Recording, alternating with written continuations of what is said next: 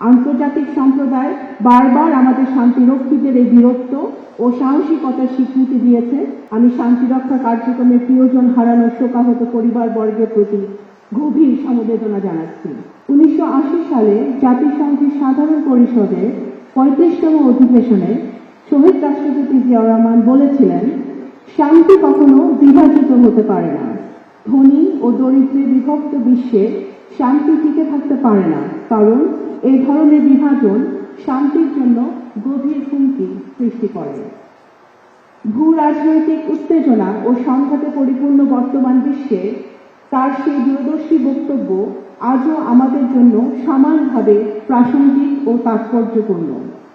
তাই আজকের এই দিনে আমি সেই সব মানুষের প্রতি কৃতজ্ঞতা জানাই যারা বিশ্ব শান্তি প্রতিষ্ঠায় নিরলসভাবে কাজ করে যাচ্ছেন এবং একটি শান্তিপূর্ণ পৃথিবী বিনির্মাণে আন্তর্জাতিক আদর্শকে ধারণ করে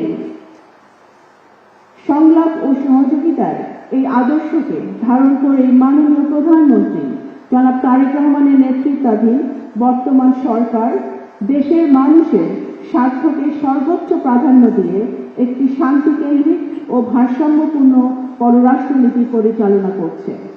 আপনারা জানেন যে বাংলাদেশে 1988 সালে জাতিসংঘ শান্তিরক্ষা কার্যক্রম অংশগ্রহণ শুরু করে। অত্যন্ত অল্প সময়ের মধ্যেই আমাদের শান্তিরক্ষীরা তাদের দক্ষতা, পেশাদারিত্ব ও সক্ষমতার মাধ্যমে আন্তর্জাতিক সম্প্রদায়ের আস্থা ও বিশ্বাস অর্জন করেন। এর ফলে শান্তিরক্ষা কার্যক্রমে বাংলাদেশের অংশগ্রহণ ক্রমান্বয়ে বৃদ্ধি পায় এবং সেই ধারাবাহিকতায় আজ আমরা জাতিসংঘ শান্তিরক্ষা মিশনে অন্যতম শীর্ষ সেনা ও পুলিশ প্রেরণকারী দেশ হিসেবে প্রতিষ্ঠিত। আমাদের সেনাবাহিনী, নৌবাহিনী, বিমান বাহিনী, পুলিশ সদস্যরা যেমন দেশের মুক্তিযুদ্ধের সময় অনন্য ভূমিকা রেখেছেন, বিভিন্ন সময় গণতন্ত্র রক্ষায় ভূমিকা রেখেছেন, একইভাবে সারা বিশ্বে শান্তি রক্ষার মধ্য দিয়ে তারা একটি অনন্য ভূমিকা রেখে যাচ্ছেন। আমাদের সকল শান্তিরক্ষীদের প্রতি গভীর শ্রদ্ধা নিবেদন করছি আজকে। তাদের নিষ্ঠা, পেশাদারিত্ব এবং আত্মত্যাগ আমাদের জাতীয় সীমানার গণ্ডি পেরিয়ে বিশ্বের বিভিন্ন অঞ্চলে শান্তি ও স্থিতিশীলতা প্রতিষ্ঠায় গুরুত্বপূর্ণ ভূমিকা পালন করেছে। তাদের নিঃস্বার্থ সেবা আমাদের জাতির জন্য অনন্য গৌরব ও মর্যাদার একটি উজ্জ্বল প্রতীক। একই সাথে আমি শান্তিরক্ষা কার্যক্রমে প্রিয়জন হারানোর শোকাহত পরিবারবর্গের প্রতি গভীর সমবেদনা জানাচ্ছি, যার মধ্যে গত ডিসেম্বরে সুদানে মর্মান্তিকভাবে প্রাণ হারানো 6 জন বাংলাদেশি শান্তিরক্ষীও রয়েছেন। মাত্র কিছুদিন আগেই 6 জুন 2026 তারিখে জাতিসংঘের মহাসচিব অ্যান্টোনিও গুতেরেস বাংলাদেশের এই 6 বীর শহীদকে মরণোত্তর ড্যাগ হামেশার পদক প্রদান করেন, যা জাতিসংঘের সর্বোচ্চ সম্মাননার মধ্যে অন্যতম। কি বুঝলেন ভাই? অনলি যেটাই চাই।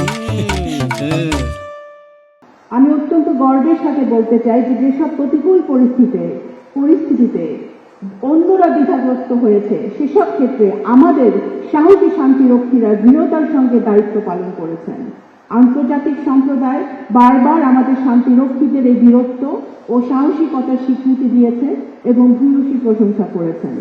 এর প্রেক্ষিতে আমি আমার একটি ব্যক্তিগত অভিজ্ঞতা থেকে একটি ঘটনা বলতে চাই। মাননীয় প্রধানমন্ত্রী সদর অনুমোদন ক্রমে সম্প্রতি মরক্কো রাবাত এবং সেনেগালের ডাকারে শান্তিরক্ষা এবং শান্তি নিরাপত্তা বিষয়ক দুটি আন্তর্জাতিক সম্মেলনে আমার অংশগ্রহণের সুযোগ হয়েছিল। সেখানে আমি প্রত্যক্ষ করেছি আফ্রিকার দেশগুলো বাংলাদেশি শান্তিরক্ষীদের গভীর শ্রদ্ধা ও ভালোবাসার সঙ্গে স্মরণ করে। এটি শুধু আমাদের জাতির জন্য অহংকারের বিষয় নয়, বরং বিশ্ব মঞ্চে বাংলাদেশের মর্যাদা ও গ্রহণযোগ্যতার উজ্জ্বল নিদর্শন। একজন নারী হিসেবে আরেকটি বিষয় আমাকে বিশেষভাবে গর্বিত করে, তা হল জাতিসংঘ শান্তিরক্ষা কার্যক্রমে আমাদের নারীদের অর্থবহ অংশগ্রহণ। এটি নারীর ক্ষমতায়নে বাংলাদেশের অগ্রগতি এবং জাতীয় জীবনে সর্বস্তরে আমাদের নারীদের ক্রমবর্ধমান নেতৃত্বের সুস্পষ্ট প্রতিফলন। শান্তিরক্ষা কার্যক্রমে নারীদের অংশগ্রহণ আরো সম্প্রসারণের মাধ্যমে আমাদের বর্তমান সরকার জাতিসংঘের নারী শান্তি ও নিরাপত্তা এজেন্ডাকে আরো এগিয়ে নিয়ে যেতে দৃঢ় প্রতিজ্ঞ। সম্মানিত উপস্থিতি, জাতিসংঘ শান্তি কার্যক্রমে বাংলাদেশের অগ্রযাত্রা আজ এক গুরুত্বপূর্ণ পর্যায়ে অতিক্রম করছে। Bangladesh institute of piece support operation training তথা বিস্তর দেশি বিদেশি শান্তিরক্ষীদের জন্য উচ্চমানের প্রশিক্ষণ কার্যক্রম পরিচালনা করে যাচ্ছে। ঢাকায় অবস্থিত আমাদের পিস বিল্ডিং সেন্টারও বিশ্বের বিভিন্ন অঞ্চলে শান্তি প্রতিষ্ঠা ও সংঘাত পরবর্তী পুনর্গঠন কার্যক্রমে সহায়তাকারী বেসামরিক বিশেষজ্ঞ তৈরিতে গুরুত্বপূর্ণ অবদান রাখছে। এর পাশাপাশি বর্তমানে বাংলাদেশ জাতিসংঘ পিস বিল্ডিং কমিশনের অন্যতম সহসভাপতি হিসেবে দায়িত্ব পালন করছে, যা বৈশ্বিক শান্তি প্রতিষ্ঠার প্রতি আমাদের অব্যাহত অঙ্গীকারের বহিঃপ্রকাশ। এই অর্জন ও অভিজ্ঞতার আলোকে আজ আমি কয়েকটি গুরুত্বপূর্ণ অগ্রাধিকার তুলে ধরতে চাই, যেখানে আন্তর্জাতিক সম্প্রদায়কে সম্মিলিতভাবে কাজ করতে হবে বলে আমরা বিশ্বাস করি। প্রথমত, শান্তিরক্ষীদের নিরাপত্তা ও সুরক্ষার বিষয়টিকে অবশ্যই সকল শান্তিরক্ষা কার্যক্রমের কেন্দ্রবিন্দুতে রাখতে হবে। সেজন্য মিশনের ম্যান্ডেটকে বাস্তবসম্মত ও সুস্পষ্ট করতে হবে এবং তা বাস্তবায়নের জন্য প্রয়োজনীয় সরঞ্জাম ও পর্যাপ্ত জনবলের প্রাপ্যতা নিশ্চিত করতে হবে। দ্বিতীয়ত, শান্তিরক্ষা ম্যান্ডেট প্রণয়ন ও বাস্তবায়নের ক্ষেত্রে বেসামরিক জনগণের সুরক্ষাকে অন্যতম অগ্রাধিকার হিসেবে বিবেচনা করতে হবে। তৃতীয়ত, আন্তর্জাতিক নিয়ম ও নীতির সাথে সঙ্গতি রেখে দায়িত্বশীল, নৈতিক এবং জবাবদিহিমূলক পদ্ধতিতে আর্টিফিশিয়াল ইন্টেলিজেন্স এবং উদীয়মান প্রযুক্তিগুলোকে শান্তিরক্ষা কার্যক্রমে একীভূত করতে হবে এবং তারল্য সংকটের কারণে শান্তিরক্ষা মিশনের সক্ষমতা ও কার্যকারিতা যেন ক্ষতিগ্রস্ত না হয় তা নিশ্চিত করতে হবে, কারণ এর ফলে বেসামরিক জনগণের সুরক্ষা এবং মিশনের মূল লক্ষ্য ও উদ্দেশ্য উভয়ই ব্যাহত হতে পারে।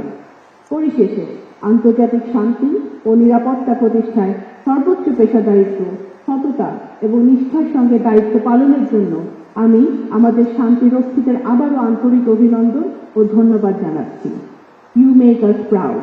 আমি দৃঢ়ভাবে বিশ্বাস করি, বৈশ্বিক শান্তি, ন্যায় বিচার ও আইনের শাসন প্রতিষ্ঠায় যে অঙ্গীকার ও কর্তব্য বোধ নিয়ে তারা কাজ করে যাচ্ছেন, তাদের সেই অর্জিত অভিজ্ঞতা আমাদের দেশ ও জনগণের সেবায় আগামী দিনে আরও কার্যকর অবদান রাখতে সক্ষম হবে। সবাইকে ধন্যবাদ। আসসালামু আলাইকুম।